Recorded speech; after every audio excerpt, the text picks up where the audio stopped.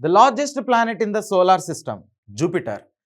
ఈ జూపిటర్కి ఉన్నటువంటి మూన్స్ కనుక తీసుకున్నట్లయితే నాసా ప్రకారం అఫీషియల్గా 95 అనేటువంటిది రికగ్నైజ్ చేస్తుంది. వాటిలో ద లార్జెస్ట్ వన్ గనిమెడ అనేటువంటిదిగా చెప్తాం. నెక్స్ట్ వన్ కనుక తీసుకున్నట్లయితే క్యాలిస్టో అనేటువంటిది.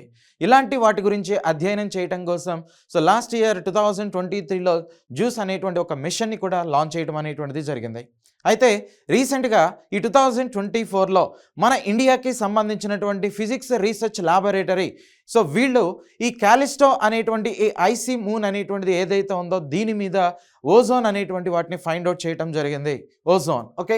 ఫిజికల్ రీసెర్చ్ ల్యాబొరేటరీ ఇది ఎక్కడ లొకేట్ అయింది? అహ్మదాబాద్లో లొకేట్ అయింది. మూన్ మీద వాటర్ రిసోర్సెస్ని కూడా ఫస్ట్ టైం ఐడెంటిఫై చేసినటువంటిది చంద్రయాన్ అనేటువంటి వన్ మిషన్ ద్వారా.